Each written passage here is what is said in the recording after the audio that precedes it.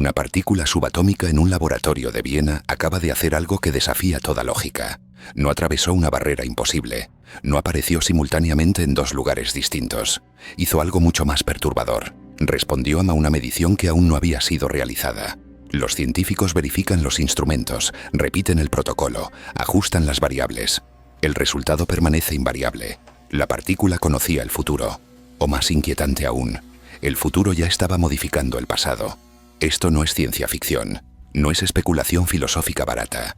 Es un fenómeno replicable que se repite en laboratorios de física cuántica en Ginebra, Cambridge, Tokio y California. Los experimentos de elección retardada de Wheeler, los trabajos sobre causalidad inversa de Yakir Aharonov, las mediciones débiles que revelan influencias temporales invertidas.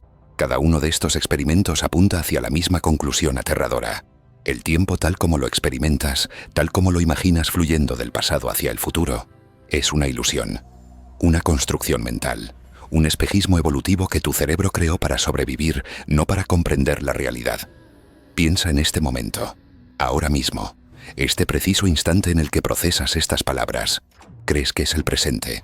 ¿Crees que el pasado ya ocurrió y está fijo, inmutable, archivado en la memoria del universo? ¿Crees que el futuro aún no existe, que está abierto, lleno de posibilidades que tus decisiones crearán? Pero los experimentos cuánticos sugieren algo radicalmente diferente. Sugieren que tu futuro yo, la persona que serás mañana, el próximo año, en una década, está aquí. No metafóricamente, físicamente, cuánticamente, influyendo cada pensamiento que tienes en este instante. La física clásica nos enseñó que el universo funciona como un mecanismo de relojería, causa y efecto, acción y reacción. El pasado crea el presente crea el futuro. Una secuencia lineal, ordenada, comprensible. Pero la mecánica cuántica destruyó esa certeza hace más de un siglo. Y ahora, en los últimos 20 años, los físicos están descubriendo algo aún más inquietante. No solo la causalidad puede romperse a nivel cuántico, puede invertirse completamente. El efecto puede preceder a la causa. El futuro puede alterar el pasado. Y lo más perturbador de todo, esto no ocurre solo en partículas microscópicas alejadas de tu experiencia cotidiana.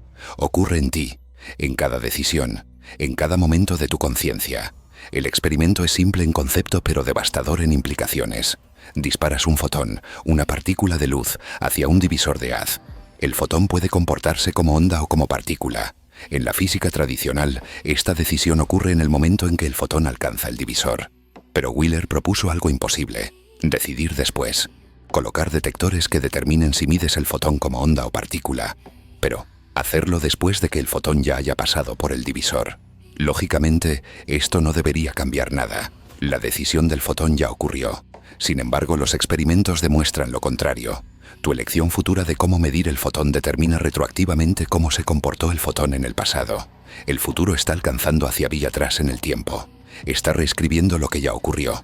Los científicos lo llaman elección retardada, causalidad inversa, retrocausalidad. Términos técnicos que ocultan una verdad filosóficamente devastadora. Si el futuro puede influir el pasado, entonces todo lo que crees saber sobre ti mismo está equivocado. Tu identidad no es una construcción del pasado. Tu personalidad no es el resultado de experiencias acumuladas. Tú eres algo mucho más extraño. Eres un punto de sincronización entre múltiples versiones temporales de ti mismo.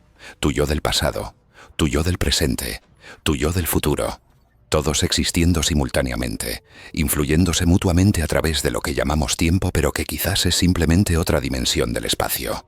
El físico John Wheeler, uno de los últimos colaboradores de Einstein, pasó las últimas décadas de su vida obsesionado con esta paradoja. No por curiosidad académica, sino porque comprendió algo que la mayoría de sus colegas se negaban a aceptar. Si la retrocausalidad es real, si el futuro puede modificar el pasado, entonces el universo no es lo que parece. No es una máquina que ejecuta algoritmos preestablecidos. Es algo que se crea a sí mismo continuamente, hacia adelante y hacia atrás simultáneamente. Un proceso de autoconsistencia temporal donde el pasado y el futuro negocian constantemente qué puede existir y qué no. Pero aquí está la parte que mantiene despiertos a los físicos teóricos. Si esto es cierto para partículas subatómicas, si es cierto para fotones y electrones, ¿por qué no sería cierto para ti? Tú estás hecho de partículas cuánticas. cada átomo de tu cuerpo, cada neurona de tu cerebro, cada proceso bioquímico que genera tu conciencia. Todo está gobernado por las mismas leyes cuánticas que permiten la retrocausalidad. Significa que tu futuro yo no es una posibilidad distante, es una presencia actual, una influencia constante, una fuerza que moldea quién eres en este momento sin que tu mente consciente lo registre. Los experimentos continúan replicándose, año tras año, laboratorio tras laboratorio. Los datos son consistentes. La retrocausalidad no es una anomalía experimental, no es un error de medición. Es una característica fundamental de cómo funciona la realidad a nivel cuántico. Y los físicos no tienen explicación, no tienen un marco teórico completo que reconcilie esto con nuestra experiencia cotidiana del tiempo. Solo tienen los datos. Y los datos dicen algo imposible. Dicen que el tiempo no fluye. Dicen que causa y efecto son conceptos aproximados que funcionan a escala macroscópica pero se desmoronan cuando examinas la estructura profunda de la realidad. Entonces aquí estás, leyendo esto, procesando estas palabras, sintiendo que este es el presente.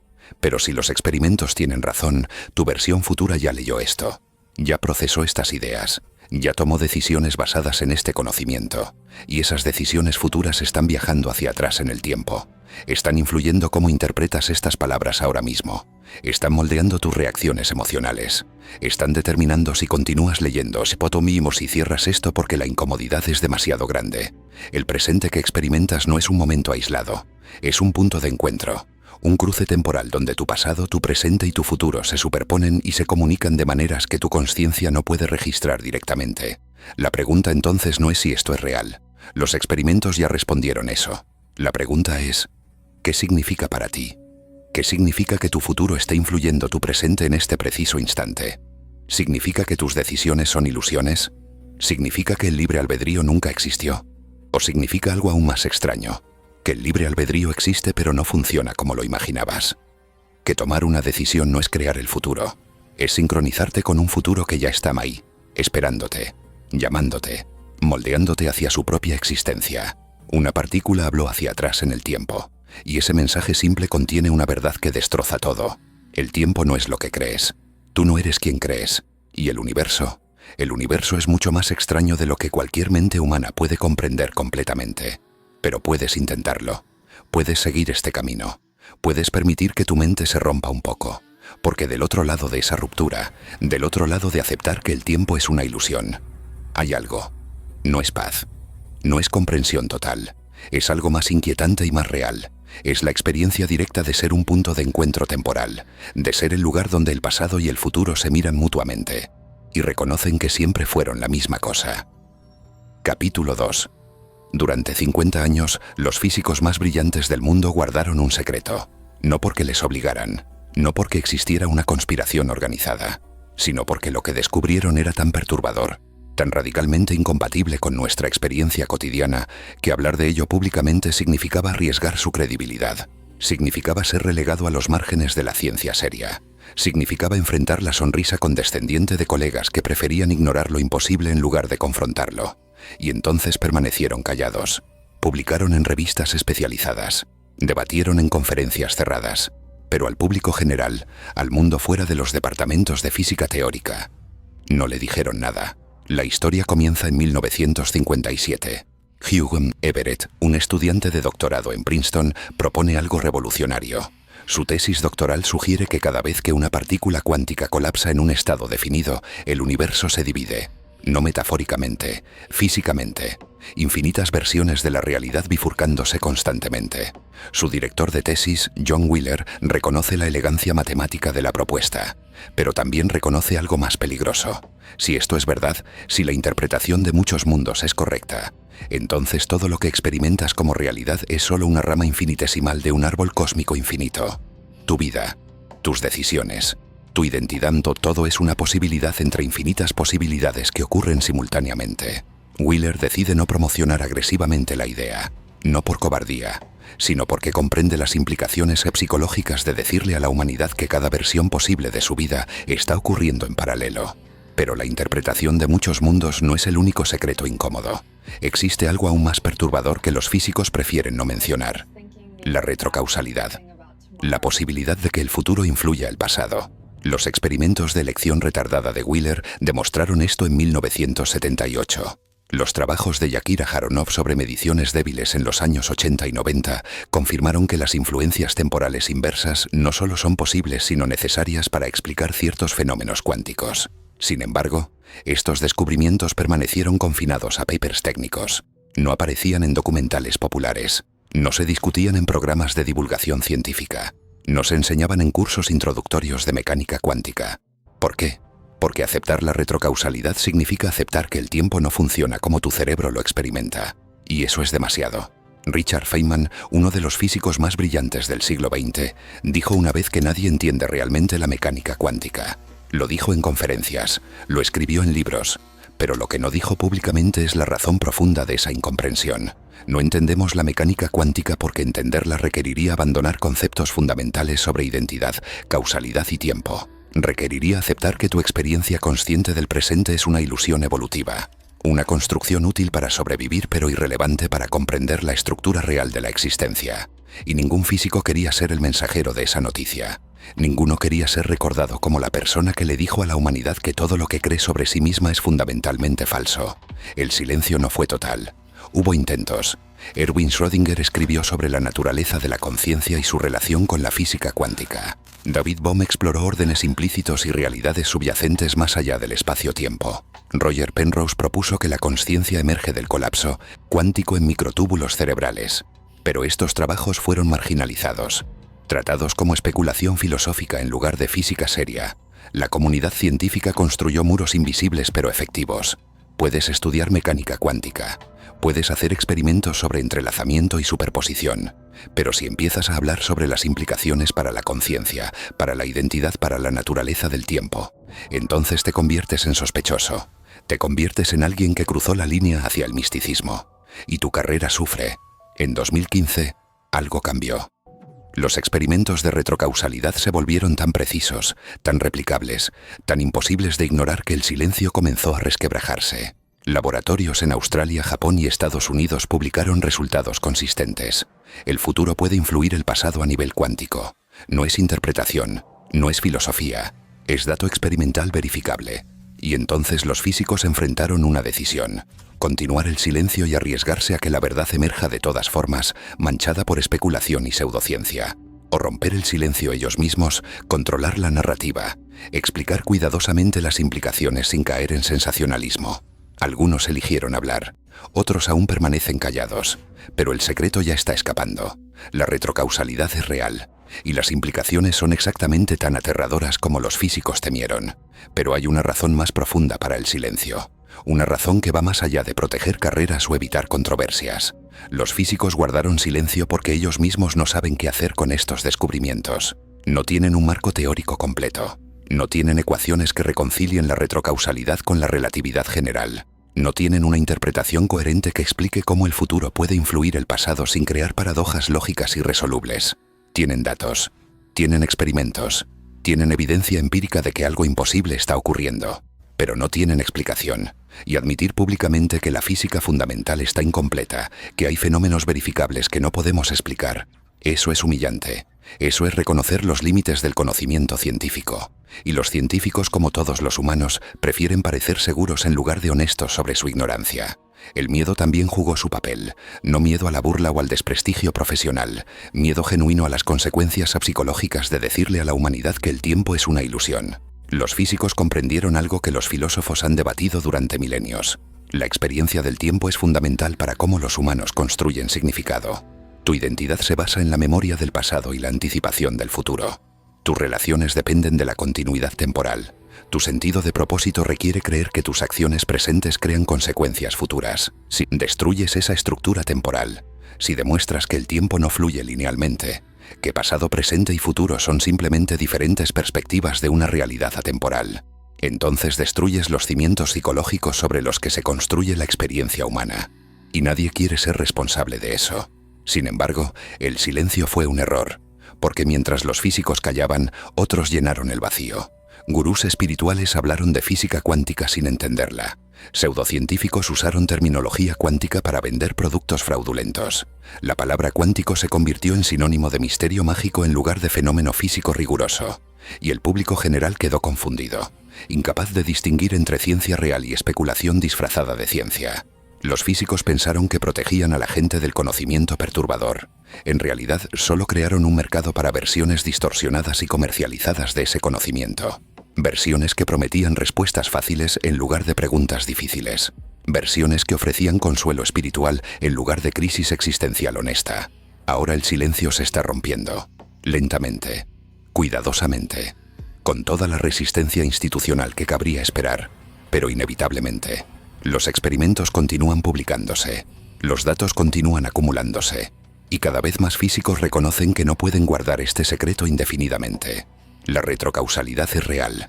El tiempo no funciona como lo experimentamos. Y las implicaciones para la conciencia, la identidad y la naturaleza de la realidad son exactamente tan profundas como temieron.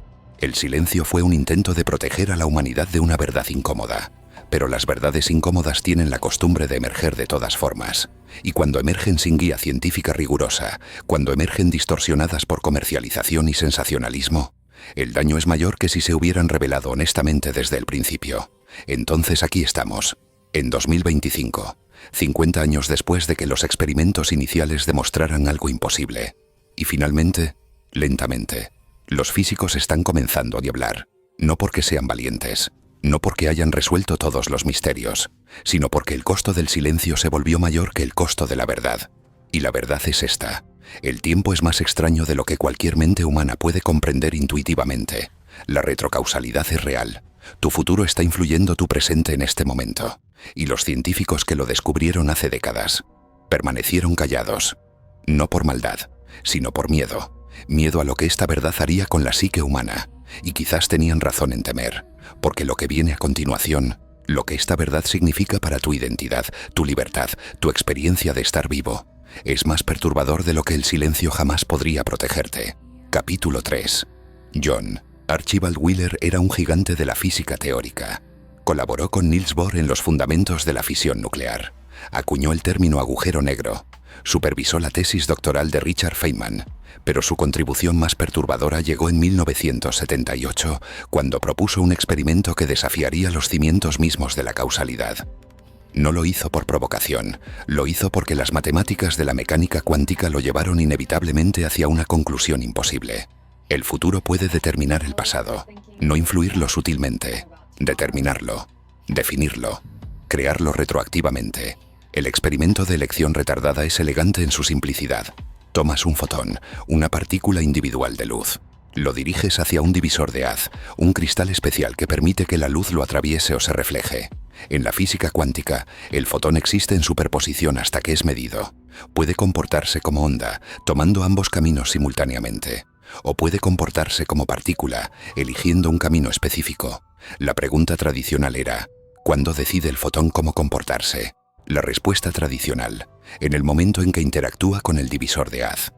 Wheeler propuso algo radicalmente diferente: decidir después, esperar hasta que el fotón ya haya pasado por el divisor. Entonces, solo entonces, elegir qué tipo de medición realizar. Si mides como onda, el fotón habrá tomado ambos caminos. Si mides como partícula, el fotón habrá tomado solo un camino. Tu elección futura determina retroactivamente el comportamiento pasado del fotón. Lógicamente esto no debería funcionar. El fotón ya pasó por el divisor. Su decisión ya ocurrió. Está en el pasado. Fija, inmutable. Tu medición posterior solo debería revelar lo que ya sucedió, no cambiarlo. Pero los experimentos demostraron lo contrario. Año tras año. Laboratorio tras laboratorio. Con precisión cada vez mayor. El resultado permanece consistente. Tu elección futura de cómo medir el fotón determina cómo se comportó el fotón en el pasado. El efecto precede a la causa. El futuro alcanza y hacia atrás en el tiempo y reescribe la historia. No metafóricamente, físicamente, cuánticamente. Alain Aspect, físico francés galardonado con el premio Nobel, replicó el experimento de Wheeler en 1982. Usó distancias mayores, tiempos más largos entre el paso del fotón por el divisor y la decisión de medición. Los resultados permanecieron invariables. No importa cuánto esperes, no importa qué tan lejos viaje el fotón. Tu decisión futura sobre cómo medirlo determina retroactivamente su comportamiento pasado.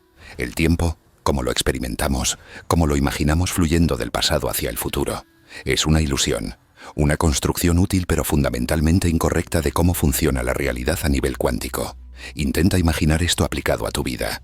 Imagina que cada decisión que tomarás mañana ya está influyendo las decisiones que tomas hoy. No en el sentido de que anticipas el futuro y ajustas tu comportamiento, sino en el sentido literal de que tu yo futuro está alcanzando hacia atrás en el tiempo y moldeando quién eres ahora. Tu personalidad no es el resultado de tu pasado, es el resultado de una negociación constante entre tu pasado y tu futuro, entre quién fuiste y quién serás. Y el presente, ese momento que experimentas como ahora, es simplemente el punto donde esas dos influencias temporales se encuentran y se sincronizan. La física clásica nos dio una flecha del tiempo: pasado, presente, futuro, una secuencia ordenada, causa precediendo efecto.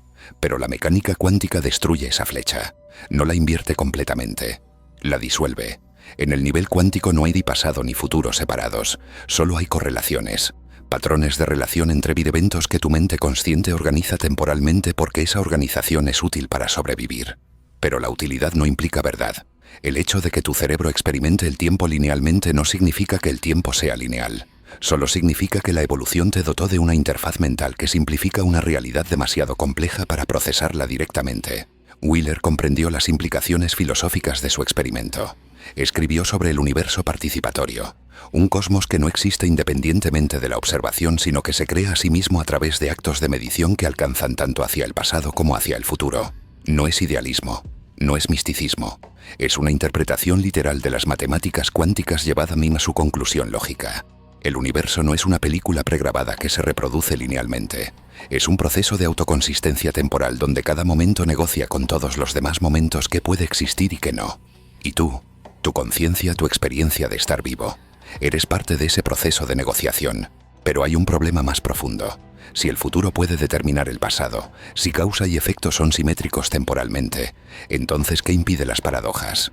¿Qué impide que cambies el pasado de manera que haga imposible el futuro que lo cambió? Los físicos llaman a esto el principio de autoconsistencia de Novikov.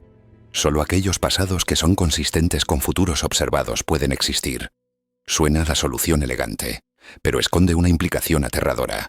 Significa que el universo está constantemente editándose a sí mismo, eliminando historias inconsistentes, permitiendo solo aquellas secuencias de eventos que forman bucles temporales cerrados y autoconsistentes. Tu libre albedrío no es libertad para elegir cualquier futuro. Es libertad para elegir entre aquellos futuros que son consistentes con el pasado que ya existe. Y ese pasado también está siendo editado para ser consistente con el futuro que eliges. La matemática es implacable. Las ecuaciones de Schrödinger son simétricas en el tiempo. Funcionan igualmente bien hacia adelante que hacia atrás. La física cuántica no tiene una flecha temporal incorporada. La dirección del tiempo emerge de procesos termodinámicos, del incremento de entropía, del desorden creciente. Pero a nivel fundamental, a nivel cuántico, el tiempo es bidireccional. Pasado y futuro son simplemente diferentes direcciones en una dimensión que nuestra mente consciente experimenta asimétricamente por razones evolutivas, no por razones fundamentales. Yakir Aharonov llevó esto más lejos con su formulación de dos estados. Propuso que para describir completamente un sistema cuántico necesitas dos funciones de onda, una propagándose hacia adelante en el tiempo desde el pasado, otra propagándose hacia atrás en el tiempo desde el futuro. El estado cuántico real es la intersección de ambas. Es donde el pasado y el futuro se encuentran. Y esa intersección, eso es el presente. No un momento que fluye, sino un punto de encuentro estático entre dos influencias temporales opuestas. Tu experiencia del ahora no es experimentar el presente, es experimentar el lugar donde tu línea de mundo personal intersecta con la estructura temporal del universo cuántico. Los experimentos de mediciones débiles de Aharonov demostraron algo aún más extraño. Puedes medir propiedades de un sistema cuántico que técnicamente no puede tener, valores que exceden los límites permitidos por la mecánica cuántica estándar. La única explicación coherente es que estás midiendo no solo el estado presente del sistema, sino la combinación de su estado pasado y su estado futuro. Estás viendo una propiedad emergente que solo existe en la intersección temporal. Algo que literalmente no existe en ningún momento individual del tiempo, pero que emerge cuando consideras el sistema desde una perspectiva temporal. Entonces aquí está. El tiempo se rompe, no figurativamente, literalmente. Los experimentos de elección retardada, las mediciones débiles, la formulación de dos estados, todos apuntan hacia la misma conclusión imposible. El tiempo no fluye. Causa y efecto no son asimétricos. Pasado y futuro se crean mutuamente en un proceso de autoconsistencia que tu mente consciente no puede experimentar directamente, pero que define la estructura profunda de la realidad. Wheeler vio esto hace más de 40 años. Y tuvo el coraje de proponer el experimento que lo demostraría, no porque quisiera destruir nuestra comprensión del tiempo, sino porque las matemáticas lo exigían, porque la honestidad científica requería seguir las ecuaciones a donde quiera que condujeran, incluso si conducían hacia la destrucción completa de nuestras intuiciones más básicas sobre causa, efecto y la dirección del tiempo. Y ahora tú sabes, el tiempo se rompió, no recientemente, siempre estuvo roto, simplemente no lo habíamos medido con suficiente precisión para notarlo, pero ahora lo hemos hecho, y no podemos deshacer ese conocimiento. No podemos regresar a la comodidad de creer que el pasado está muerto y el futuro aún no existe, porque los experimentos dicen algo diferente. Dicen que pasado y futuro existen simultáneamente, influyéndose mutuamente, creándose mutuamente. Y tú eres el punto donde se encuentran, el lugar donde la retrocausalidad y la causalidad normal colisionan y generan la ilusión de un presente que fluye, una ilusión necesaria para la supervivencia, pero una ilusión al fin. Capítulo 4. La mecánica cuántica tiene un problema central que nadie ha resuelto en más de un siglo, el problema del observador. Cuando mides una partícula cuántica, su función de onda colapsa. Pasa de existir en múltiples estados simultáneos a manifestarse en un estado definido. Pero aquí está la pregunta que mantiene despiertos a los físicos teóricos. ¿Qué cuenta como observador? Necesitas una conciencia humana. Basta con un detector electrónico, un gato, una bacteria. ¿Dónde termina la superposición cuántica y comienza la realidad definida? Y si la respuesta depende del observador, entonces ¿quién observa al observador? Eugene Wigner, Premio Nobel de Física, propuso un experimento mental perturbador en 1961. Imagina un amigo dentro de un laboratorio sellado realizando una medición cuántica. Para el amigo la función de onda colapsa cuando mide. La partícula adopta un estado definido. Pero para ti, fuera del laboratorio, el sistema completo, incluyendo a tu amigo, permanece en superposición cuántica hasta que abres la puerta y observas. Tu amigo existe simultáneamente en el estado donde midió resultado A y en el estado donde midió resultado B, dos versiones de tu amigo, dos realidades diferentes, y solo tu observación las reduce a una. Wigner concluyó que la conciencia debe jugar un papel fundamental en el colapso cuántico, pero esa conclusión genera más problemas de los que resuelve. Si la conciencia colapsa funciones de onda, entonces antes de que existieran seres conscientes, el universo entero estaba en superposición. Todas las historias posibles ocurriendo simultáneamente. La evolución química, la formación de planetas, las primeras moléculas autorreplicantes. Todo existiendo en múltiples versiones superpuestas hasta que la primera conciencia emergió y retroactivamente colapsó todo el pasado cósmico en una historia definida. Suena absurdo, pero es la consecuencia lógica de tomar en serio el papel del observador consciente. O la alternativa es peor, que la conciencia no es especial, que cualquier interacción física colapsa funciones de onda, que no hay observadores privilegiados, que tú no eres diferente de un detector electrónico o de una roca, solo otro sistema físico procesando información, sin estatus ontológico especial, sin lugar único en la estructura de la realidad. Pero ahora añade la retrocausalidad a este problema. Si el futuro puede influir el pasado, si tus mediciones futuras determinan retroactivamente estados pasados, entonces ¿cuándo ocurre realmente el colapso? ¿Colapsa cuando mides? ¿O colapsa cuando observas el resultado de la medición? ¿O colapsa cuando integras ese resultado en tu modelo mental del mundo?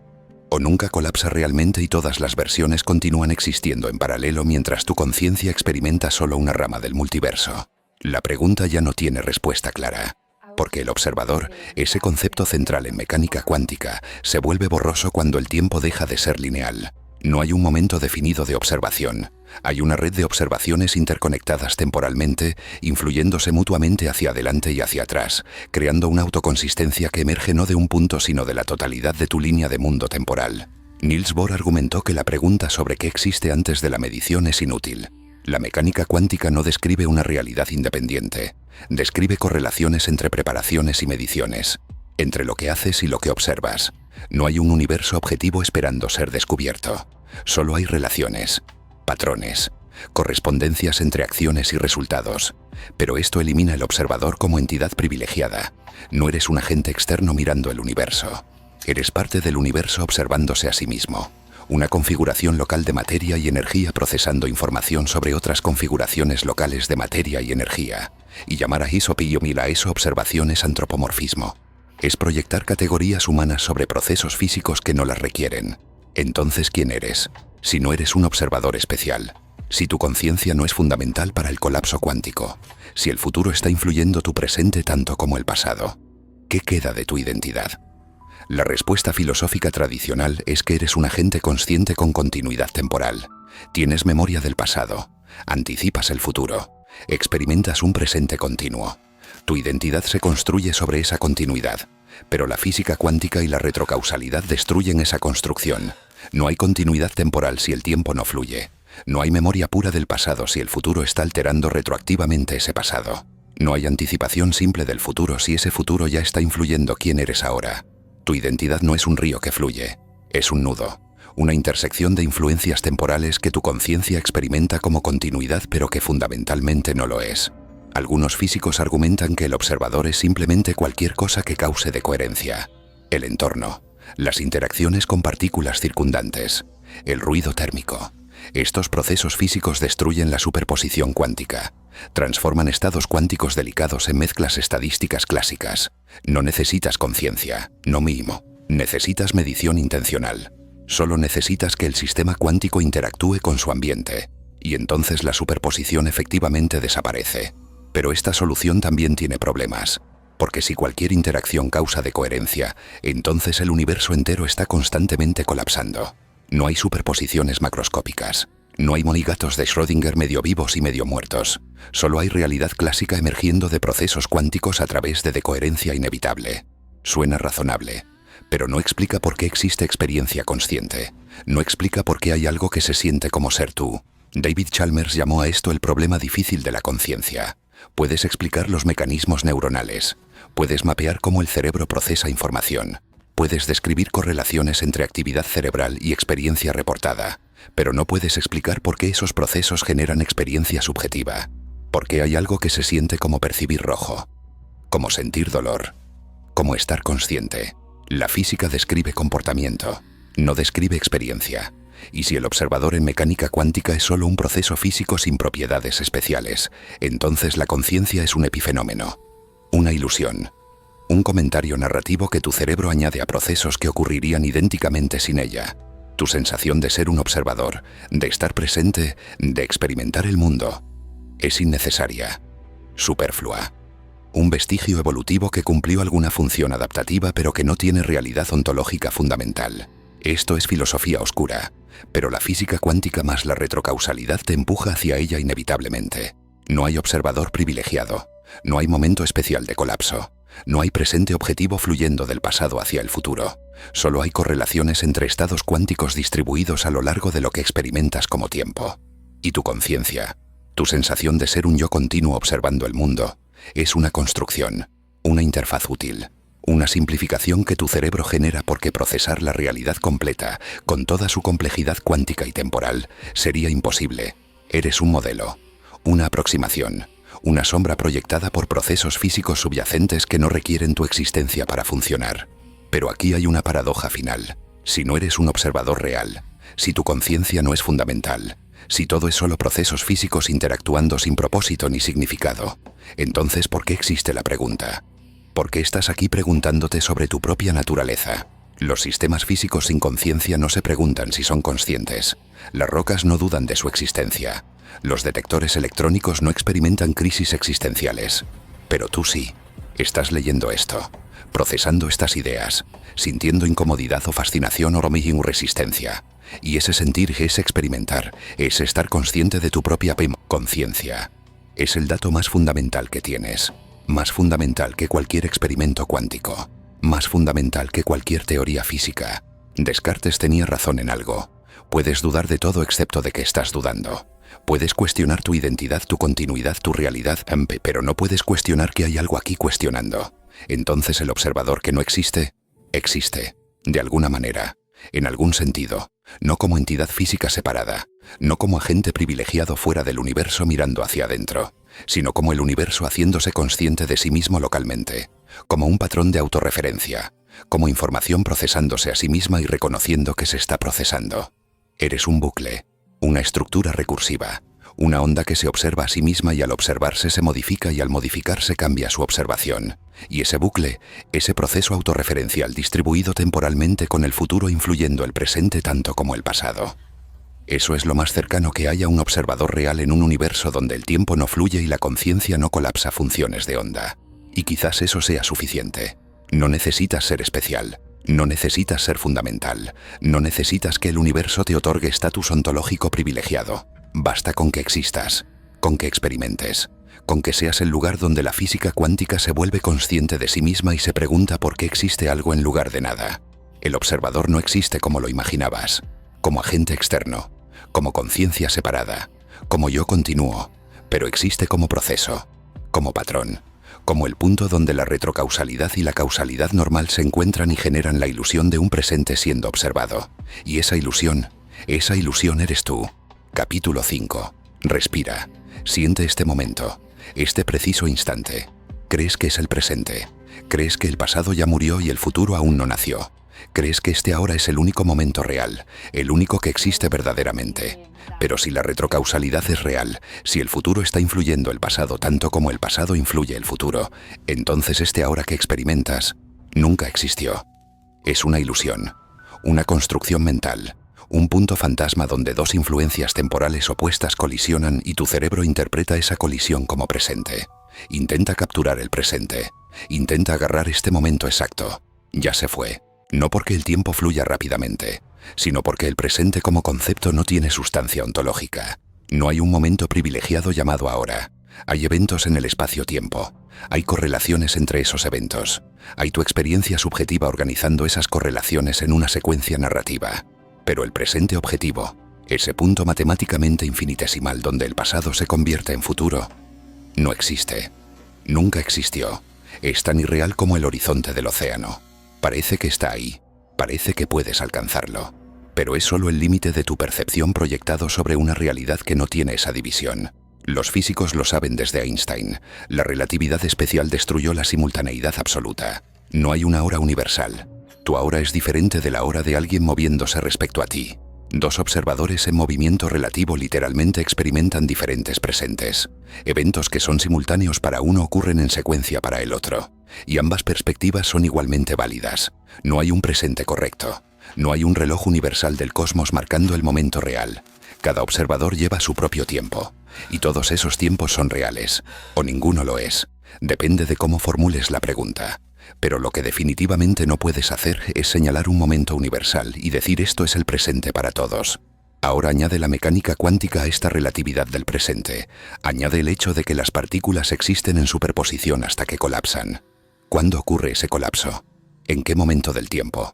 Si no hay presente universal, entonces no hay momento universal de colapso. Diferentes observadores verán diferentes momentos de colapso dependiendo de su estado de movimiento. Tu presente no es mi presente. Tu momento de colapso no es mi momento de colapso. Y entonces la pregunta sobre cuándo se vuelve real un evento cuántico no tiene respuesta objetiva. Se vuelve real en momentos diferentes para observadores diferentes. La realidad no emerge en un instante universal. Emerge gradualmente, relativamente, dependiendo de quién está observando y desde dónde. Pero la retrocausalidad hace esto infinitamente peor. Si el futuro puede determinar el pasado, entonces no solo el presente es relativo, es inexistente. Porque si tu medición futura determina retroactivamente el estado pasado de una partícula, entonces ¿cuándo se volvió real ese estado? En el pasado cuando la partícula interactuó con algo, en el futuro cuando mediste, o nunca se volvió real y simplemente hay una autoconsistencia temporal entre lo que llamas pasado y lo que llamas futuro sin un momento de transición genuino. La tercera opción es la correcta, y es aterradora. Significa que el presente, ese momento que experimentas como la única realidad tangible, es la cosa menos real de todas. Es simplemente como tu cerebro representa la intersección entre influencias temporales que fluyen en direcciones opuestas. Agustín de Hipona se obsesionó con esto en el siglo IV. Escribió que el pasado ya no existe y el futuro aún no existe. Entonces solo el presente es real. Pero el presente no tiene duración. Es un punto sin extensión, un límite matemático entre el ya no y el todavía no.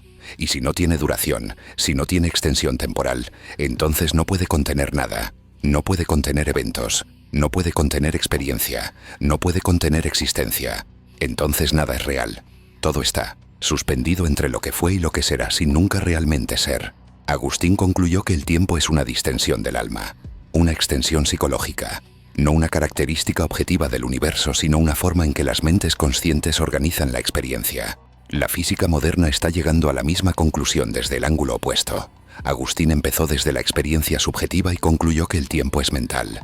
Los físicos empezaron desde ecuaciones objetivas y concluyeron que el tiempo no tiene las propiedades que la experiencia subjetiva le atribuye.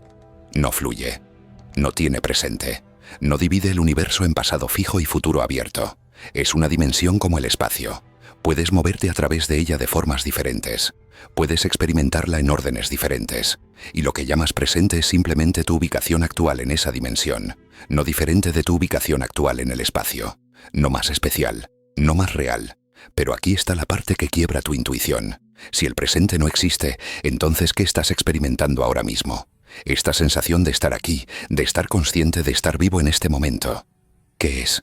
Si el tiempo es ilusorio, si el presente es construido, si la retrocausalidad significa que tu futuro y tu pasado se están creando mutuamente sin un punto de transición genuino, entonces ¿qué es esta experiencia de ahora? La respuesta filosóficamente honesta es que no sabemos. Tenemos la experiencia.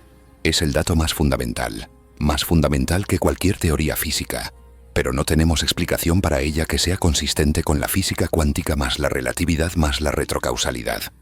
Algunos físicos argumentan que la experiencia del presente emerge de procesos termodinámicos.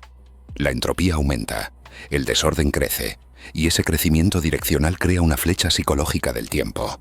Tu cerebro registra el incremento de entropía y lo interpreta como flujo temporal, como movimiento del pasado hacia el futuro. Pero esta explicación no funciona completamente, porque la entropía puede aumentar localmente mientras disminuye globalmente. Pueden existir burbujas de tiempo invertido, regiones del espacio-tiempo donde la flecha termodinámica apunta en dirección opuesta, y en esas regiones los observadores experimentarían el tiempo fluyendo hacia atrás. Su futuro sería nuestro pasado, su causa sería nuestro efecto, y ambas perspectivas serían igualmente válidas. El presente no sería absoluto, sería dependiente de tu flecha termodinámica local. O quizás el presente es simplemente el límite de tu horizonte de información. Solo puedes acceder a información de tu cono de luz pasado. Solo puedes influir eventos en tu cono de luz futuro. La intersección de ambos conos es donde estás. Es tu ahora. Pero ese ahora no es un momento. Es una región del espacio-tiempo. Una burbuja de dimensiones donde tu línea de mundo personal intersecta con la estructura causal del universo. Y cuando te mueves, cuando cambias tu estado de movimiento, esa burbuja cambia de forma. Tu presente se deforma, se estira, se comprime, dependiendo de tu velocidad y tu aceleración. No es fijo, no es universal, es tan relativo como tu posición en el espacio. Pero la retrocausalidad añade una complicación final. Tu presente no es solo donde estás, es donde tu pasado y tu futuro se encuentran. Es el punto de negociación entre versiones temporales de ti mismo. Tu yo del pasado está alcanzando hacia adelante, tu yo del futuro está alcanzando hacia atrás. Y donde esas dos influencias se equilibran, donde la autoconsistencia temporal se satisface. Ahí está tu presente. No es un momento que fluye, es un punto de equilibrio, una solución a una ecuación que involucra toda tu línea de mundo temporal, pasado y futuro, como variables simultáneas. Intenta pensar en esto experiencialmente. Cada decisión que tomas ahora está influenciada por dos fuentes. Primero, tu pasado, tus memorias, tus experiencias, tus patrones aprendidos. Esto es obvio, todo el mundo lo acepta. Pero segundo, tu futuro, las decisiones que tomarás, las experiencias que tendrás, las versiones de ti mismo que aún no has sido. Estas también te influyen, no porque las anticipes conscientemente, sino porque existe una correlación cuántica entre tu estado presente y todos tus estados futuros posibles. Y esa correlación actúa como una fuerza, como una atracción, jalándote hacia ciertos futuros y alejándote de otros. No determinísticamente, no eliminando tu libertad, sino creando un paisaje de probabilidades donde algunos caminos son más probables que otros porque ya existe una resonancia cuántica entre tu presente y ciertos futuros específicos. Entonces el presente que experimentas no es un punto, es un proceso de sincronización entre múltiples versiones temporales de ti mismo. Y ese proceso no ocurre en un momento, ocurre atemporalmente, fuera del tiempo. En una dimensión de realidad que las ecuaciones cuánticas describen pero que tu experiencia consciente no puede acceder directamente. Solo puedes ver el resultado, solo puedes experimentar la proyección de ese proceso atemporal sobre tu línea de tiempo subjetiva. Y esa proyección es lo que llamas ahora, es lo que sientes como presente. Es la interfaz entre un proceso cuántico multidimensional y una conciencia evolutivamente diseñada para operar en secuencia lineal. La paradoja del ahora no tiene resolución. No tiene respuesta que satisfaga tanto la física como la experiencia. La física dice que el presente no existe. La experiencia dice que el presente es lo único que existe. Y ambas tienen razón. Ambas describen aspectos reales de una realidad que es demasiado compleja para que cualquier perspectiva individual la capture completamente. Eres un ser atemporal experimentándose a sí mismo temporalmente. Un proceso cuántico que genera la ilusión de secuencia lineal porque esa ilusión fue útil para la supervivencia. Pero útil no significa verdadero. Y ahora, después de un siglo de física cuántica y relatividad, después de décadas de experimentos sobre retrocausalidad, ahora sabemos que el presente es la mentira más útil que tu cerebro jamás te contó. Capítulo 6. En este preciso instante, mientras procesas estas palabras, tu versión de mañana está aquí. No metafóricamente, no en el sentido de que estás anticipando el futuro o planificando tus acciones. Físicamente, cuánticamente. Tu yo futuro está alcanzando hacia atrás a través del tiempo e influyendo cada pensamiento que tienes ahora. Cada decisión que crees tomar libremente es en realidad una sincronización con un futuro que ya existe. No como destino fijo, no como fatalismo simple, sino como correlación cuántica entre tu estado presente y todos tus estados futuros posibles. Y esa correlación tiene poder causal, tiene influencia real, está moldeándote en este momento. Piensa en la decisión más importante que tomarás este año. Quizás cambiar de trabajo, quizás terminar una relación, quizás mudarte a otra ciudad. ¿Crees que esa decisión surge de tu presente, de tu análisis racional de pros y contras, de tus emociones actuales, de tus circunstancias inmediatas? Pero si la retrocausalidad es real, esa decisión que tomarás en el futuro ya está influyendo tu presente. Ya está creando resonancias neuronales que te empujan sutilmente hacia ciertas opciones y te alejan de otras. No estás decidiendo libremente. Estás sincronizándote con una decisión que tu yo futuro ya tomó. O más extraño aún, estás participando en un proceso de autoconsistencia temporal donde tu presente y tu futuro negocian qué decisión es posible. ¿Qué versión de ti puede existir sin crear paradojas causales? La pregunta entonces no es si tienes libre albedrío. La pregunta es si el concepto mismo de libre albedrío tiene sentido en un universo donde el tiempo no fluye linealmente. En un universo donde causa y efecto son simétricos, donde el futuro influye el pasado tanto como el pasado influye el futuro. El libre albedrío tradicional asume que estás en un punto del tiempo tomando decisiones que crearán futuros que aún no existen. Pero si todos los momentos del tiempo existen simultáneamente, si tu futuro es tan real como tu pasado, entonces no estás creando el futuro, estás descubriéndolo. Estás navegando hacia una versión de ti mismo que ya existe en la estructura temporal del espacio-tiempo. Y esa navegación se siente libre desde adentro pero está completamente determinada desde afuera. Pero aquí está la complicación que los deterministas nunca mencionan.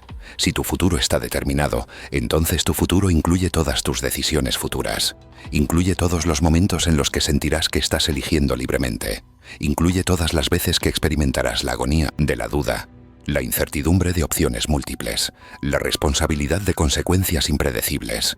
Entonces el determinismo no elimina la experiencia del libre albedrío, solo dice que esa experiencia es parte del determinismo, que tu sensación de libertad es tan inevitable como cualquier otra cosa en tu línea de mundo temporal.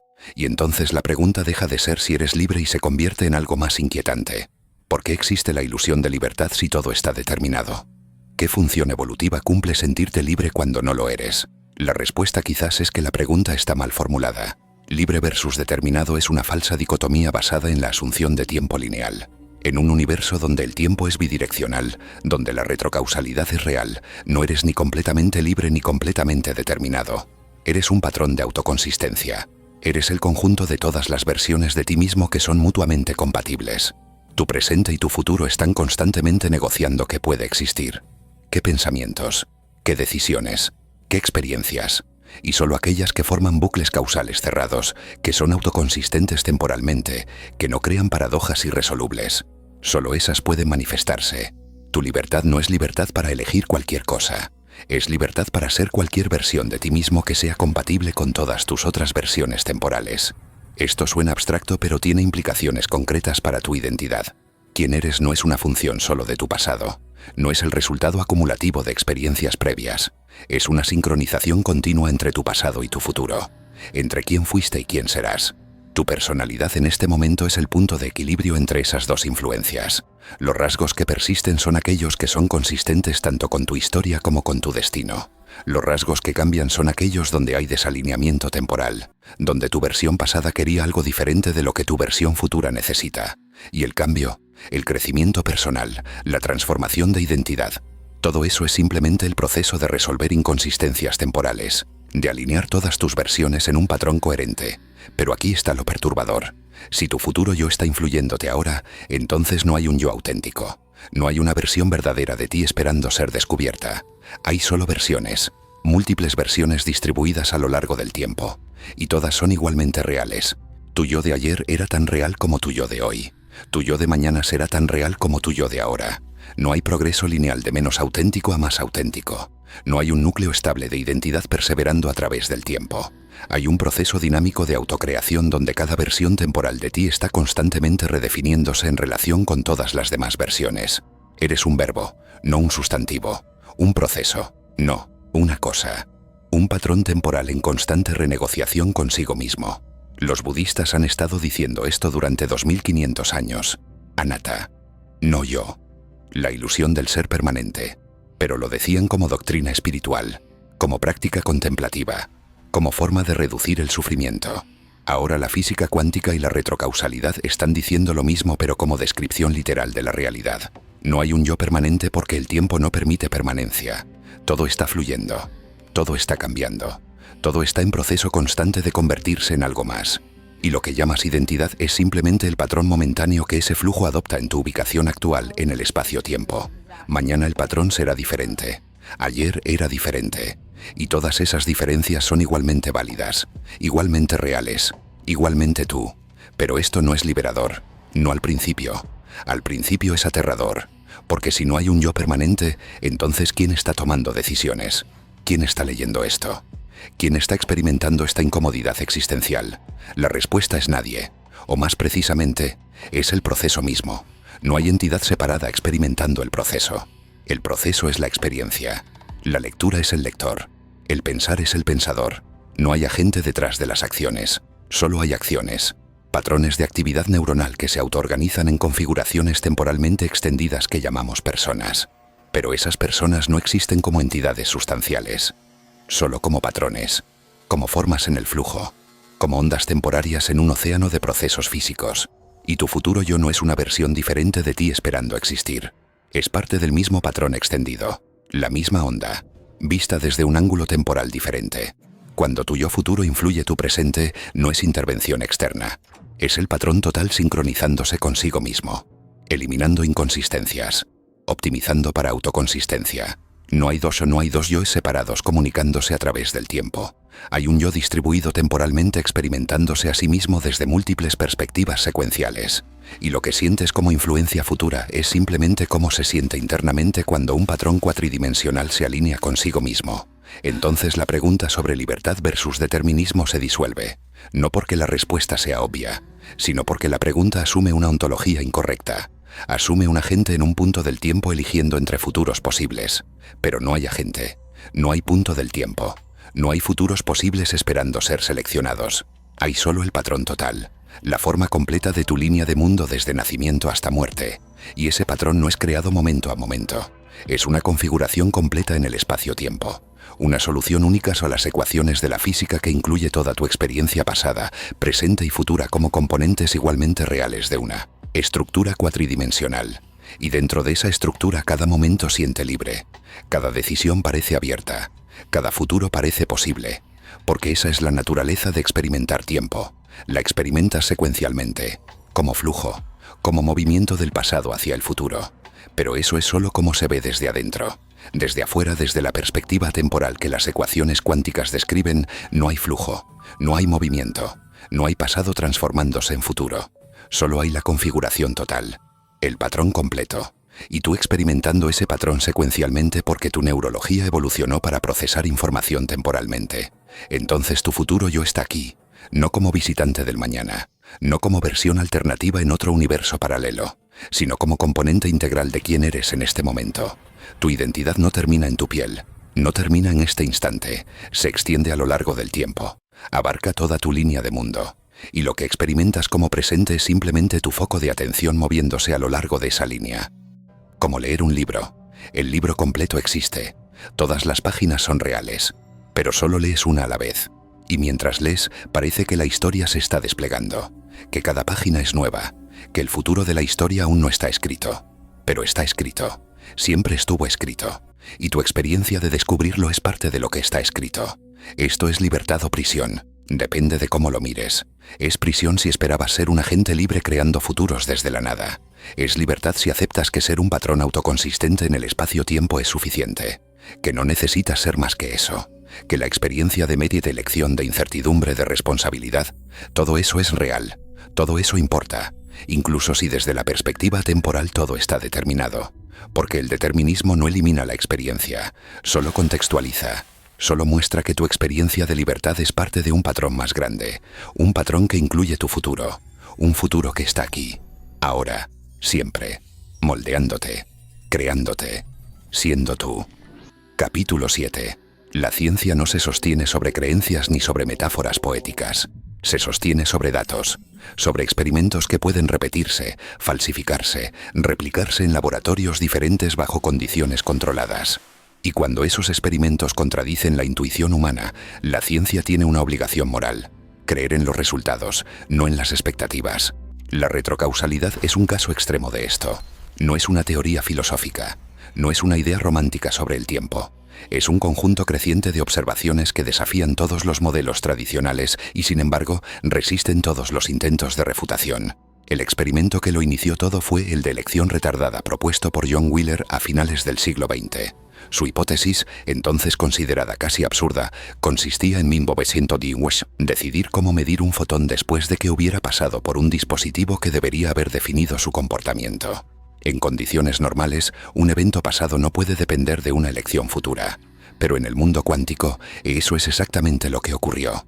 Variaciones de este experimento han sido replicadas incontables veces, y los resultados siguen confirmando que el acto de medición, incluso cuando se realiza después, parece determinar la naturaleza del evento anterior. Es como si el universo estuviera esperando a conocer el futuro antes de decidir lo que ocurrió. Décadas más tarde, en universidades de renombre en Australia y China, se repitieron experimentos similares con tecnología más avanzada. Fotones individuales fueron disparados a través de dispositivos de interferencia donde un sistema controlado de medición se activaba aleatoriamente después de que la partícula ya hubiera pasado el punto crítico. El resultado fue el mismo. La decisión futura cambiaba las probabilidades observadas en el pasado. Ningún error experimental podía explicar la magnitud de las correlaciones.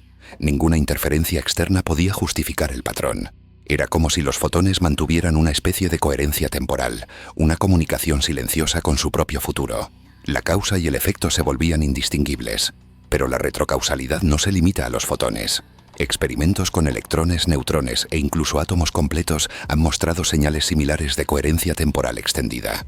En los años 90, mediciones específicas conocidas como mediciones débiles demostraron que es posible obtener información sobre el estado de una partícula sin colapsar completamente su función de onda. Lo inesperado fue que esos resultados dependían no solo de la preparación experimental inicial, sino también del tipo de medición posterior. De algún modo, el futuro del sistema condicionaba las señales recogidas en el pasado. Ya no era un fenómeno anecdótico. Se estaba convirtiendo en un patrón predecible. Algunos científicos intentaron explicar estos efectos como simples artefactos estadísticos o correlaciones aparentes. Pero el problema es que la retrocausalidad produce predicciones precisas y verificables. Si se la niega, los resultados empíricos dejan de cuadrar. Si se la acepta, las ecuaciones encajan y los datos se realinean con sorprendente coherencia. Es incómodo pero funcional, y en ciencia la funcionalidad gana. Por eso, incluso entre los más escépticos, la posibilidad de que el tiempo no sea una línea sino una red bidireccional está comenzando a ganar terreno. No porque guste, sino porque explica mejor la realidad observada. Entre los defensores cautelosos de esta visión, destacan físicos que sugieren que los experimentos de doble rendija podrían interpretarse mediante variables retrodependientes. En lugar de imaginar que la partícula decide su camino al ser observada, las innovaciones matemáticas permiten una descripción donde las condiciones futuras influyen en la interferencia observada. Es una idea sofisticada, pero no es magia. Surge simplemente de resolver las ecuaciones de la mecánica cuántica en dos direcciones temporales distintas. Lo que antes se interpretaba como colapso misterioso se convierte en una simetría de información entre pasado y futuro. Nada viaja hacia atrás. Todo está conectado de manera simultánea. Un experimento particularmente perturbador se llevó a cabo usando un interferómetro cuántico adaptativo. Se introdujeron mecanismos que cambiaban aleatoriamente los parámetros del sistema tras el paso de la partícula, de modo que ninguna información previa pudiera influir en los resultados. Sin embargo, las partículas obedecían patrones que anticipaban esas modificaciones. Dicho de otro modo, los datos parecían saber lo que iba a ocurrir. Aunque los investigadores mantuvieron cautela en su interpretación, reconocieron que las mediciones no podían explicarse sin introducir un tipo de correlación temporal inversa. Algo en la estructura cuántica del mundo permite que el futuro deje huellas estadísticas en el pasado. La mayoría de las mentes racionales reacciona a esto con incredulidad. La intuición humana exige una causa anterior al efecto. Exige que el tiempo tenga dirección, que el ayer produzca el hoy y el hoy produzca el mañana. Pero la evidencia experimental no comparte esa exigencia. El universo no obedece a nuestras categorías psicológicas. Parece operar bajo una lógica de simetría temporal que nuestra percepción, limitada y secuencial, interpreta como flujo hacia adelante. Quizá el tiempo no fluya en absoluto. Quizá todo sucede simultáneamente, y lo que llamamos causalidad sea solo la forma en que una conciencia situada dentro del proceso organiza los datos de su propia existencia. A finales de la década de 2010, otro grupo de investigadores verificó comportamientos semejantes mediante fotones entrelazados. Allí la retrocausalidad se manifestaba como una correlación entre mediciones en el presente y resultados configurados en el futuro experimental. Los pares de partículas parecían comportarse como si compartieran una única realidad extendida más allá de la dirección temporal. Cuando una medición se cambiaba a último momento, las correlaciones pasadas se reordenaban para mantener la coherencia del sistema. Ninguna señal física podía haber viajado tan rápido. Ningún mecanismo conocido permitía un ajuste retroactivo. Pero el resultado estaba ahí, grabado en los detectores. Nada en estos experimentos viola formalmente las leyes de la física. Ninguna información viaja a velocidad infinita. Ninguna señal rompe la causalidad de modo detectable. Lo que ocurre es más sutil. Lo que cambia es nuestra comprensión del concepto de causa. En un marco bidireccional del tiempo, la causa no precede al efecto ni el efecto precede a la causa. Ambos emergen como manifestaciones de una relación simétrica. Son dos caras del mismo proceso atemporal. Una relación que solo aparece asimétrica cuando un observador la experimenta desde dentro de una cronología concreta. El problema para la ciencia contemporánea no es falta de evidencia, sino falta de lenguaje. No tenemos palabras ni ecuaciones que describan adecuadamente un universo donde el futuro y el pasado sean igualmente reales y se influyan mutuamente. Las herramientas de la física fueron diseñadas para sistemas lineales, para secuencias de eventos. Pero la retrocausalidad nos obliga a pensar en bucles, en redes, en geometrías del tiempo donde cada punto depende de los demás. Es una forma de realidad que no fluye, sino que se equilibra. La ciencia acaba de empezar a vislumbrar su contorno. Algunos investigadores intentan refugiarse en interpretaciones menos perturbadoras. Dicen que lo que parece retrocausalidad es simplemente una correlación sin dirección real. Que los sistemas cuánticos solo parecen influirse a través del tiempo porque son parte de una estructura más amplia que desconocemos. Pero ese refugio se erosiona con cada nueva medición de precisión. Cuanto mejor miramos, más se desintegra nuestra idea de tiempo unilateral. Hay una consistencia inquietante en los resultados, una forma de orden que no puede atribuirse a error ni azar. ¿Y qué significa todo esto para nosotros? Si el universo es retrocausal, entonces no hay frontera temporal definitiva entre lo que fue y lo que será. Cada decisión futura deja una huella sutil en el tejido estadístico de tu presente. Cada acto de observación no solo descubre un resultado, también lo define retroactivamente. La llamada realidad objetiva podría ser una especie de conversación eterna entre lo que aún no ha sucedido y lo que ya ocurrió. Y en esa conversación participamos sin saberlo. Cada pensamiento, cada acción, cada emoción, son parte de un bucle temporal mayor que se repliega sobre sí mismo buscando coherencia. Los experimentos no ofrecen consuelo. No prometen respuestas sencillas, solo muestran que la realidad es más compleja de lo que imaginábamos. Muchos científicos siguen resistiéndose a aceptar sus implicaciones porque hacerlo exige abandonar siglos de certeza filosófica. Pero las ecuaciones no mienten. Lo que se mide está allá, y aunque nadie puede afirmar comprender totalmente lo que significa, el patrón es inconfundible. El tiempo no es una línea que avanza inexorablemente hacia adelante. Es una red que vibra en ambas direcciones, un conjunto de influencias recíprocas que se ajustan constantemente para mantener la coherencia del todo. Tal vez ese sea el verdadero descubrimiento, que la realidad no es un proceso secuencial, sino un diálogo infinito consigo misma. Que lo que llamamos pasado y lo que llamamos futuro son solo pronombres que utilizamos para navegar un paisaje mucho más vasto donde todo está ocurriendo a la vez. Y que, en algún lugar, en algún laboratorio silencioso, una partícula de luz sigue decidiendo lo que ya hizo hace un instante. esperando tal vez la próxima mirada humana que confirme, una vez más, lo imposible hecho real. Capítulo 8. Cada vez que la retrocausalidad sale a la luz, el mundo científico se divide. No en dos bandos, sino en una constelación de posturas que apenas comparten el lenguaje con el que intentan describirse. Los físicos más conservadores la rechazan por instinto. Dicen que viola la intuición de causalidad, que genera paradojas irresolubles, que abre la puerta al caos conceptual. Pero los resultados experimentales siguen acumulándose, y con ellos crece un murmullo incómodo entre los pasillos de los laboratorios más prestigiosos. Algo no encaja. Algo está desmoronando la narrativa clásica del tiempo. Los defensores de la retrocausalidad insisten en que no se trata de misticismo.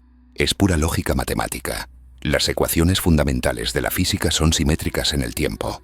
Ninguna prohíbe que las causas viajen hacia el futuro o hacia el pasado. El único motivo por el cual lo hemos descartado es psicológico, no físico. Nuestro cerebro está estructurado para pensar en secuencias, no en redes. Necesitamos imaginar que los eventos ocurren uno después del otro porque así funciona nuestra percepción. Pero las matemáticas no tienen esa limitación. En ellas todo ocurre a la vez, y el tiempo no es más que una coordenada dentro de un conjunto de relaciones simultáneas. Los detractores, sin embargo, argumentan que la retrocausalidad destruye la noción de agencia.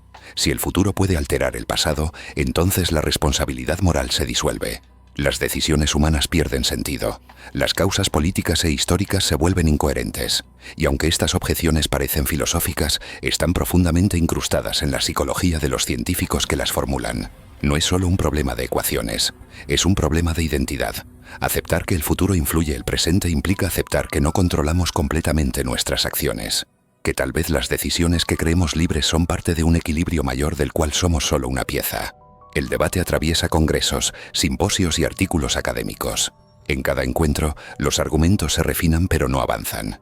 Los partidarios de la causalidad clásica sostienen que permitir flujos de información inversos al tiempo crearía bucles paradójicos. Si el futuro cambia el pasado ya no puede producir ese futuro, dicen, invocando la imposibilidad lógica. Los retrocausalistas responden que esa crítica parte de una visión lineal del tiempo. Los bucles no destruyen la lógica si el universo completo es una estructura autoconsistente. Cada punto se ajusta con los demás hasta formar una historia coherente. No hay contradicción porque lo que ocurre es lo único que puede ocurrir. Paralelamente surgen interpretaciones intermedias. Algunos proponen que la retrocausalidad no es un fenómeno real, sino una forma efectiva de describir correlaciones globales. Es decir, no hay influencias viajeras en el tiempo, solo relaciones fuera de nuestra intuición temporal. Otros hablan de universos bloque, un cosmos cuatridimensional donde todos los eventos, pasados y futuros, existen simultáneamente. En ese modelo no hay flujo temporal, solo coexistencia de momentos. Lo que la mente humana percibe como influencia hacia atrás no es más que la percepción parcial de un sistema total. Ninguna información atraviesa el tiempo, porque todo está, y siempre estuvo, en el mismo lugar. Entre las voces más escépticas hay quienes ridiculizan la retrocausalidad como una moda, un intento de romanticismo cuántico. Pero su burla se fisura ante un problema concreto. Los datos siguen ahí. Si la retrocausalidad fuera simple ruido o sesgo experimental, ya se habría diluido con el refinamiento de los métodos. Sin embargo, ocurre lo contrario. Cada nueva generación de estudios produce patrones más consistentes, más precisos, más imposibles de ignorar. La ciencia puede negar interpretaciones, pero no resultados. Y los resultados muestran, una y otra vez, una realidad que parece anticiparse a sí misma. Las discusiones más profundas no giran en torno a la posibilidad de influencia temporal inversa, sino a su significado. ¿Qué implica que el universo tenga memoria del futuro? ¿Significa que el tiempo es una ilusión? ¿O significa que existe un tipo de comunicación no local entre todos los estados del cosmos? Algunos teóricos creen que la retrocausalidad se deriva inevitablemente del entrelazamiento cuántico.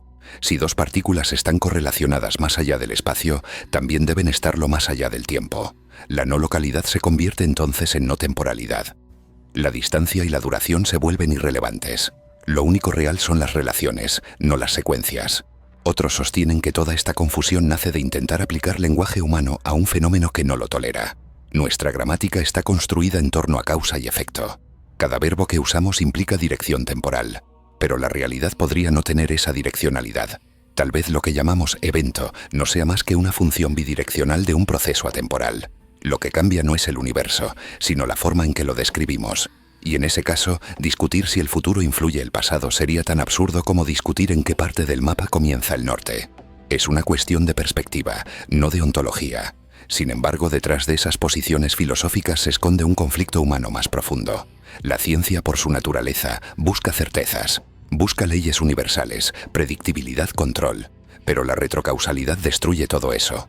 Si el futuro puede alterar el presente, entonces la predicción se vuelve imposible por definición. No podemos prever lo que influye desde adelante. No podemos calcular lo que aún no ocurrió pero ya está actuando. La ciencia, que nació para domesticar el caos del tiempo, se enfrenta de pronto a una naturaleza que ignora su calendario, a un universo que no consulta nuestras ecuaciones antes de decidir cómo existir. Y aún así, el caos no es completo. A pesar de todo, los experimentos muestran coherencia. Las correlaciones son exactas. El ruido estadístico no anula los patrones. Es como si el universo entero estuviera cumpliendo una ecuación invisible. Una ley que equilibra permanentemente pasado y futuro para que puedan coexistir sin contradicción.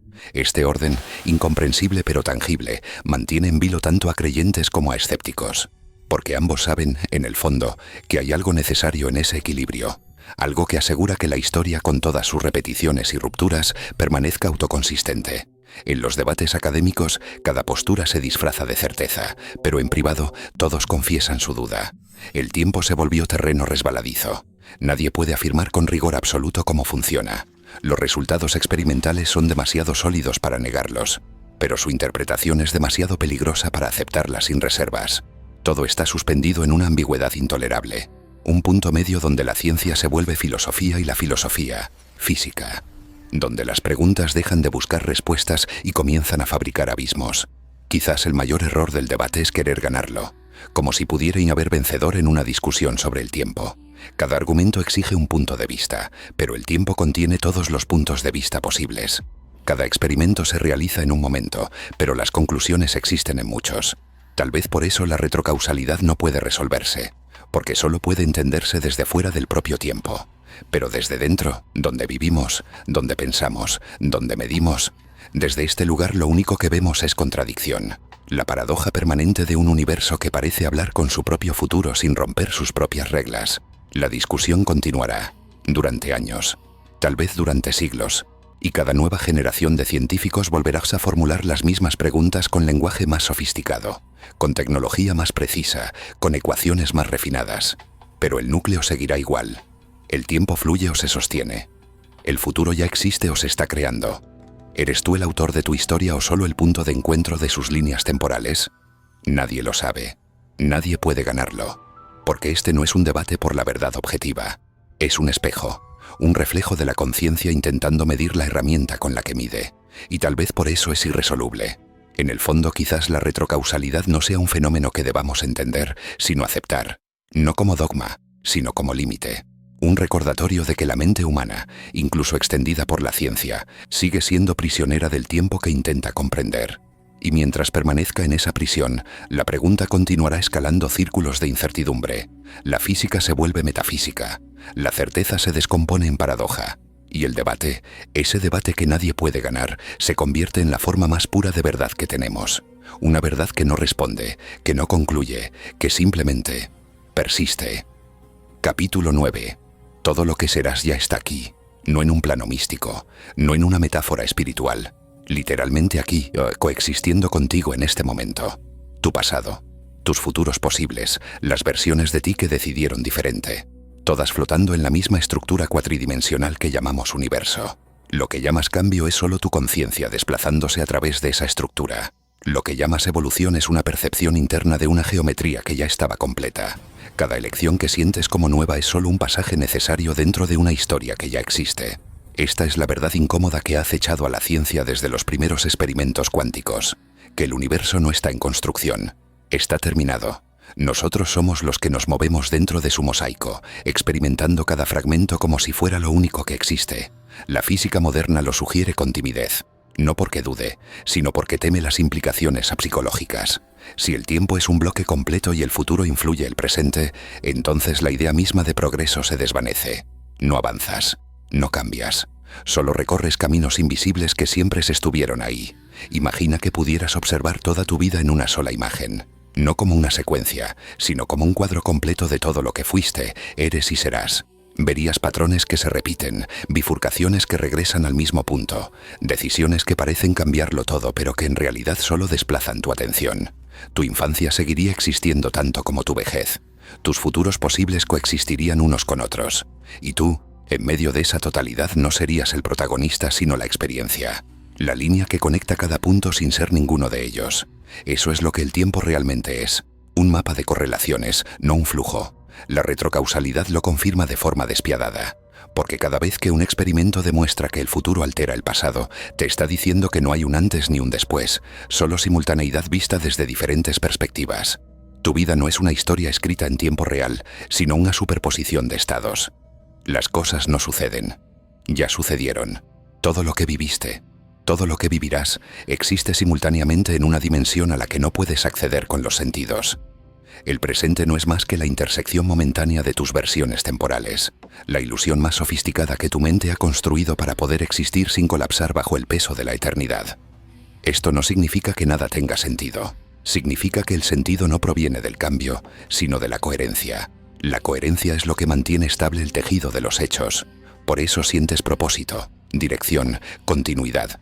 No porque avances, sino porque las versiones de ti que existen en diferentes momentos están perfectamente entrelazadas, sosteniéndose unas a otras en un equilibrio cuántico. Desde fuera, ese proceso no se mueve. Desde dentro, lo percibes como vida. Eres literalmente una vibración de coherencia temporal, un acorde sostenido entre pasado y futuro. Pero hay una consecuencia mucho más oscura. Si todo lo que serás ya está aquí, entonces lo que temes también está aquí. La pérdida, el fracaso, la muerte, no llegarán, porque ya llegaron. Solo estás caminando hacia ellas por el pasillo de la percepción. La retrocausalidad no elimina el sufrimiento, lo eterniza. Cada dolor vivido sigue existiendo en su coordenada temporal, tan real como tus recuerdos más felices.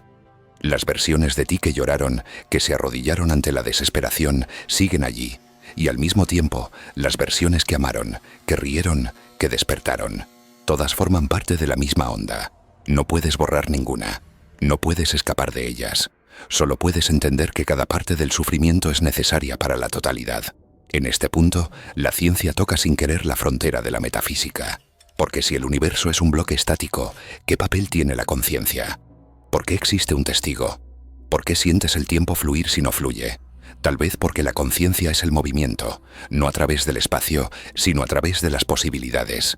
La conciencia es el acto de recorrer el mapa del tiempo.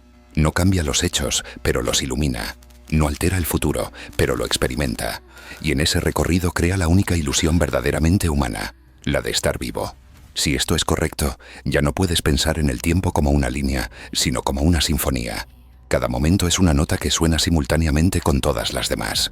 Lo que llamas memoria es percibir resonancias. Lo que llamas anticipación es sentir vibraciones de notas que aún no escuchaste. La melodía no está formada por pasos, sino por relaciones. El silencio entre las notas también es parte del sonido. El vacío también es información. Y el futuro, ese espacio misterioso que creías vacío, está sonando ahora mismo dentro de tu consciencia, esperando que la percibas como presente.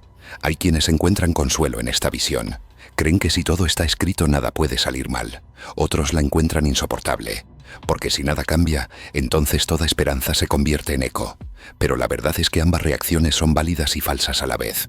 Porque dentro del bloque del tiempo las emociones también están distribuidas. Habrá siempre una versión de ti que teme y otra que confía.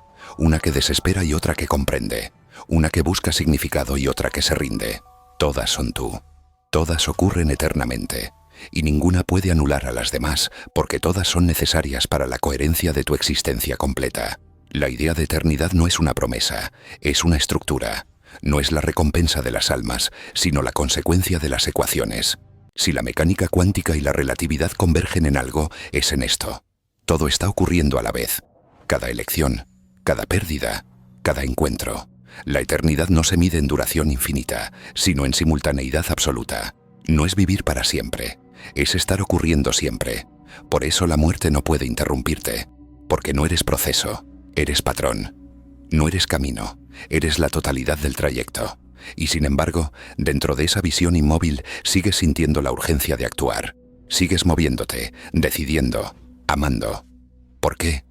Tal vez porque el patrón necesita vivirse a sí mismo. Necesita experimentarse desde dentro para completarse.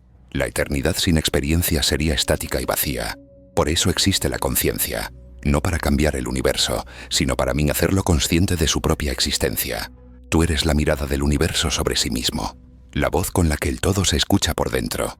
Y en esa experiencia, incluso sabiendo que nada cambia, todo adquiere profundidad. La verdad que no querías saber es que nunca hubo un principio ni un final. El Big Bang no fue el comienzo. Fue uno de los extremos visibles de una estructura sin borde. Tampoco habrá un fin, solo una transformación de perspectiva.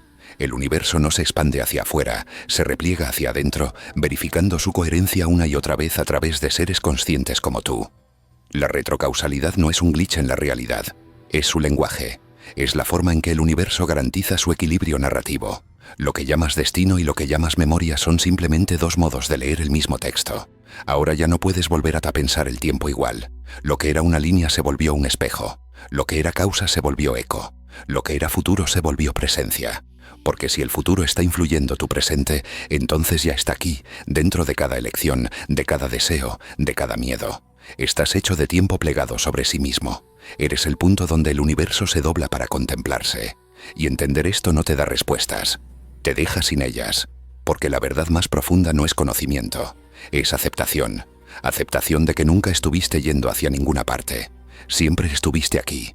Siempre estarás aquí. Y este aquí es todo lo que existe. Capítulo 10. Imagina el universo respirando. No en el sentido biológico, sino en un ritmo más profundo, más amplio, donde el tiempo mismo se expande y se contrae como un pulso invisible. Cada instante que vives es una inhalación del cosmos hacia ti, y cada pensamiento que proyectas es su exhalación de regreso. En esa oscilación, tu pasado y tu futuro se acercan, se miran, se reconocen a sí mismos a través de ti. Eres el latido intermedio, el instante suspendido entre lo que fue y lo que será, sosteniendo en silencio dos infinitos que nunca llegan a tocarse directamente. Durante toda tu vida te han enseñado que existes en el ahora, que el presente es todo lo que tienes, que el pasado solo es memoria y el futuro imaginación. Pero si la retrocausalidad es real, entonces todo lo que te dijeron era una mentira hermosa. No vives en el ahora, vives en la frontera de dos eternidades que se reflejan mutuamente. Cada emoción que sientes, cada pensamiento que crees originar, es una traducción del diálogo constante entre tus versiones temporales. Y el silencio que escuchas cuando meditas, ese vacío que parece estar entre pensamientos, no es otra cosa que el sonido del universo equilibrando ese intercambio. El punto de encuentro no es un lugar, sino una relación. Es la delicada simetría entre tu historia y tu destino, entre lo recordado y lo inevitable. La conciencia, esa niebla que te hace sentir presente, no está dentro de tu cerebro. Está en la tensión que une tus dos extremos temporales. Eres literalmente la cuerda que vibra entre el pasado y el futuro, generando frecuencia, significado, existencia. Cuando callas, cuando piensas, cuando eliges. Es la vibración lo que percibes, y creer que tú generas esa vibración es como pensar que la cuerda toca la música por sí misma. No. La vibración surge del todo. Tú eres el sonido que ocurre cuando el universo se reconoce a sí mismo a través del tiempo. En una escala más íntima, esto explica por qué sientes nostalgia por cosas que aún no han ocurrido. Ese extraño presentimiento de familiaridad ante eventos futuros. Ese sueño que parece advertirte de algo que todavía no ha pasado. Son ecos inversos, ondas reflejadas de tu propio futuro, vibraciones que retroceden desde un punto que ya existe pero que aún no puedes ver desde tu perspectiva cronológica. No son profecías, son resonancias. Tu mente consciente las percibe deformadas porque está diseñada para pensar hacia adelante. Pero tu subconsciente, ese territorio sin tiempo, solo entiende simultaneidad. Por eso a veces el futuro te duele antes de llegar. En física los puntos de encuentro suelen llamarse singularidades, lugares donde las ecuaciones dejan de funcionar, donde el tiempo se detiene y las leyes se confunden. Un agujero negro, por ejemplo, es una singularidad espacial, pero tú, como ser consciente, eres una singularidad temporal. Un punto donde toda la información de pasado y futuro colapsa en experiencia. La paradoja de estar vivo no es que envejezcas, sino que el universo te esté experimentando a través del lente del tiempo. Si alguna vez has sentido que eres observado mientras observas, no te equivocaste. Eres el espejo del tiempo mirándose a sí mismo. Al comprender esto, algo cambia. Pierde sentido la lucha por controlar lo que aún no pasa. Dejas de buscar respuestas lineales, preguntas que son circulares. Descubres que no puedes escapar de tu destino porque no hay destino separado de ti. El miedo se vuelve inútil. La culpa se disuelve. porque entiendes que tanto tus errores como tus aciertos son puntos necesarios de coherencia dentro de una historia que ya está completa. Nada se pierde, nada se desperdicia, nada se corrige. Todo simplemente encaja en un patrón más amplio del que solo percibes fragmentos. Este punto de encuentro también desmantela la idea de muerte, porque la muerte no es el final de la historia, es el cambio de ángulo desde el cual la totalidad se contempla. Para el observador atrapado en el flujo del tiempo, la muerte parece cesar el movimiento. Pero para la totalidad es solo el instante en que la onda que era se disuelve de nuevo en el océano que la generó. La retrocausalidad implica que incluso tu muerte ejerce influencia sobre tu vida, que cada acto de entrega o rendición no es derrota, sino resonancia, y que puede que el universo te recuerde no porque hayas vivido, sino porque nunca dejaste de estar presente en alguna parte de su estructura temporal. Quizás, sin saberlo, siempre has sentido esta verdad cuando experimentas sincronías. Esos momentos en los que los eventos parecen alinearse con precisión imposible, como si alguien invisible moviera los hilos entre tus pensamientos y la realidad. Esas coincidencias no son milagros, son intersecciones. Momentos donde tus versiones temporales se solapan tanto que los límites entre causa y efecto se difuminan. Cuando eso ocurre, sientes que algo profundo te observa, que el universo te guiña un ojo. Pero no es el universo hablándote, eres tú, tu futuro tú, devolviéndote la mirada a través del espejo de lo imposible. Nos cuesta aceptar esto porque implica que nuestras historias nunca fueron nuestras, que somos narraciones escritas en un lenguaje que nadie inventó. Sin embargo, dentro de esa humillación hay un tipo de libertad. Si el tiempo no fluye y todo ya existe, entonces nada puedes perder. Incluso lo que crees haber destruido sigue ahí, sostenido por su propio significado. Lo que llamas redención no es reparar el pasado, es reconocer su coherencia, es permitirte ver que hasta los errores eran necesarios para mantener el equilibrio del patrón. Por eso el punto de encuentro no se alcanza, se recuerda. No se trata de encontrar algo nuevo, sino de reconocer que siempre has estado aquí. La retrocausalidad demuestra que el futuro influye el presente, pero la conciencia lo convierte en espejo. Cuando entiendes que ya fuiste influido, dejas de resistir. Entrenas tu mente a escuchar la dirección de ese flujo subtendido, a alinearte con la melodía, no a imponerle ritmo. Esa es la verdadera rendición espiritual, pero también cuántica. Permitir que tus versiones pasadas y futuras se reconcilien en ti, sin esfuerzo, sin miedo, sin tiempo. En este estado las oraciones pierden su función tradicional. Ya no son peticiones a Bin o Imp, un dios externo, sino recordatorios para tu yo atemporal. Cuando pides, no estás suplicando. Estás buscando la frecuencia que resuena con el futuro que ya existe. Estás ajustando tu sintonía con una versión de ti que ya resolvió lo que hoy te preocupa. La retrocausalidad convierte la fe en ciencia y la ciencia en introspección. Creer se transforma en reconocer, y en ese reconocimiento surge algo que ninguna medición puede registrar. Paz. Esa quietud densa que no depende de explicaciones, porque se siente como verdad incluso sin entenderla. Caminar con la conciencia de que el futuro te moldea no significa resignarte. Significa despertar, vivir sabiendo que cada decisión es simultáneamente libre y determinada, que cada acción tiene eco en direcciones opuestas del tiempo, que cada pensamiento es respuesta y causa a la vez, que en la inmensidad del universo no hay borde que te contenga ni pasado que te limite. Cuando miras hacia el horizonte, mirando el espacio donde crees que empieza el mañana, estás en realidad mirando hacia ti mismo desde otro punto del bucle. Y si ese es el propósito de estar vivo, no acumular conocimiento, sino recordar. No avanzar hacia el futuro, sino reconocerte en todas tus versiones. Tal vez el sentido de la existencia no sea evolucionar, sino contemplar. Ser testigo del momento exacto en que el pasado se encuentra con el futuro y el universo se vuelve consciente de su perfecta simetría. Eso es el punto de encuentro. Eso eres tú, reconocerte en la quietud mientras el tiempo sigue fingiendo que avanza. Cuando finalmente entiendes esto, el miedo desaparece, porque ya no esperas. Ya no temes, ya no luchas contra lo que será ni te arrepientes de lo que fue, solo escuchas. Escuchas ese eco atemporal que te nombra desde ambos extremos del tiempo y comprendes que el ahora nunca fue el medio entre pasado y futuro. Fue siempre el reflejo donde ambos se abrazan, el punto de encuentro, el instante eterno donde todo, absolutamente todo, sucede a la vez.